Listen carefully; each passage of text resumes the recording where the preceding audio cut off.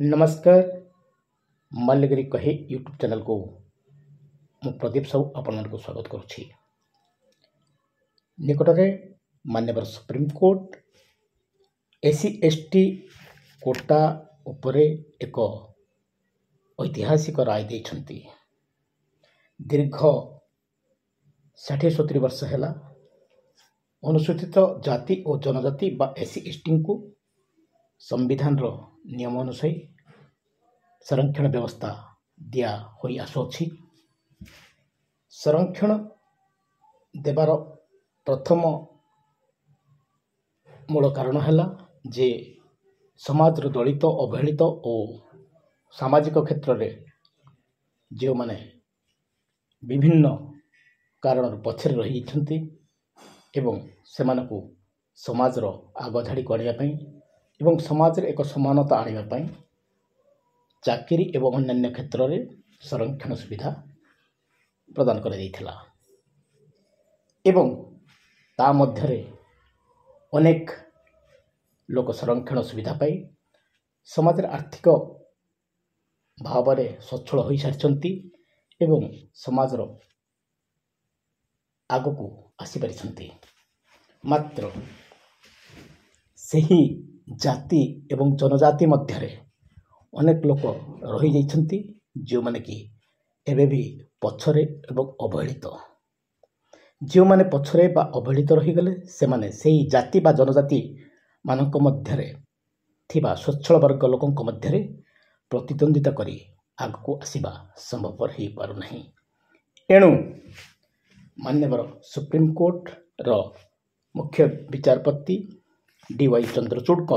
नेतृत्व में 7 जणिया खंडपीठ विचार कर एक राय देले जे एससी एसटी संरक्षण व्यवस्था मध्य एक क्रीमी लेयर बा गोटे स्तर को बाछिबा दरकार जो माने कि स्वच्छल एवं आग को आसी पारिछंती एवं जो माने पछरे रही तांको भितरे एक ग्रुप तैयारी करा दिबा आवश्यक एवं से तदनुसार पछरे थिबा वर्गों को चाकरी संरक्षण और अन्य सुविधा सुजोग देबारे अग्राधिकार दिया आवश्यक। तेबे ए राय पछरे जो ऐतिहासिक राय दिगला ताहा निश्चित भाव में एससी एसटी बा अनुसूचित जाति और जनजाति मध्य थिबा पछरे रही गरीब अवहेलित लोक माने निश्चित भाव में लाभवान हेबे एवं सेमाने एवं तांकर पिला माने आगको आसीबार एक भल सुजोग पाइबे।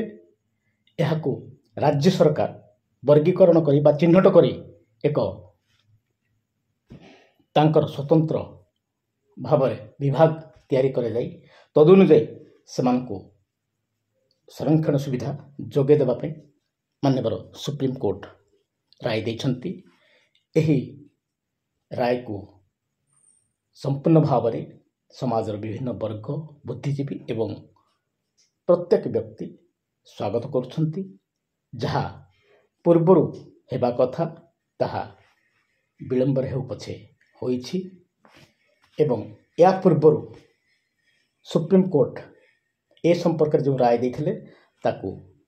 सुप्रीम कोर्ट बातिल करिसंती एवं नुआ राय को कार्यकारी करबा पई केंद्र सरकार को जरिया रे राज्य सरकार को जणाई देबे